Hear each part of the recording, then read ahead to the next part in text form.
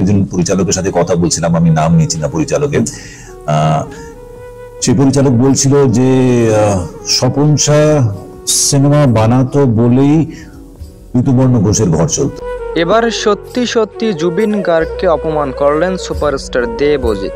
সবার সামনে জুবিন গার্গের নাম খারাপ করলেন সুপারস্টার দেব। এমনকি জিতও মন্তব্য করেছেন জুবিন গার্গের জন্য অনেক পিছিয়ে ছিলেন, এবার জুবিন গার্গ যাওয়াতে আবার তারা সামনের দিকে এগোতে থাকবেন। কেউই আটকাতে পারবেন না এই সুপারস্টারদের। তবে এমনও জানা যায় সুপারস্টার হওয়ার পেছনের শুধুমাত্র জুবিন গার্গের হাত ছিল। যেই জুবিন গার্গের জন্য সুপারস্টার হতে পেরেছেন তাকে অপমান করলো সবার সামনে। অনেকেই নিন্দা জানিয়েছেন, অনেকেই মন্তব্য করেছেন জুবিন গার্গকে ভুলে যাওয়াই স্বাভাবিক। মৃত ব্যক্তিকে মানুষ কখনোই স্মরণ করে না, এটাই বাস্তব। তবে পুরো কলকাতা শহরে যে ধস নেমে এসেছে সে ধসের মূল কারণ ছিলেন জুবিন গার্গ। এতেই প্রমাণ হয় জুবিন গার্গ কতটা ভালো ছিলেন। শুধু জুবিন গার্গ নন, সঙ্গে সঙ্গে সুপারস্টার দেব ও জিৎ অত্যন্ত ভালো। জুবিন গার্গকে নিয়ে তারা কখনোই উল্টাপাল্টা কোনো কিছুই বলেননি, এমনও মন্তব্য করেছেন হাজারো পাবলিক। জানা যায় দেব ও জিৎকে ব্যবহার করে একদল পাবলিক তাদের নামে বদনাম ছড়িয়েছেন। সামান্যতম ভিউ পাওয়ার আশায় জুবিন গার্গের বিরুদ্ধে দেব এবং জিৎকে ব্যবহার করে কিছু উল্টাপাল্টা নিউজ ছড়িয়েছেন, যে নিউজে কান দিতে বাধা করেছেন হাজারো মানুষ। হাজার মানুষের মন্তব্য, কখনোই দেব এবং জিৎ জুবিন গার্গের বিরুদ্ধে কথা বলেননি। জানা যায় তাদের সুপারস্টার হওয়ার পিছনে শুধুমাত্র জুবিন গার্গই ছিল। জুবিন গার্গ সত্যি সত্যি একজন ভালো মানুষ ছিলেন, এমন মন্তব্য করেছেন হাজারো পাবলিক।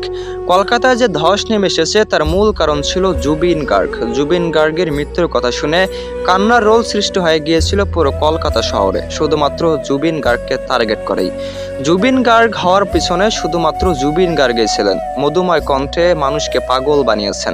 একের পর এক মধুময় কণ্ঠে যে গান গেয়েছেন সে গানের কণ্ঠে তাল মিলিয়েছিলেন সুপারস্টার দেব এবং জিৎ। তবে সুপারস্টার দেব এবং জিৎকে ব্যবহার করে একদল পাবলিক জুবিনদার নামে যে মিথ্যা গুজব ছড়িয়েছেন, এর প্রতিবাদে জুবিন ভক্তরা যেন আগুনে ক্ষিপ্ত।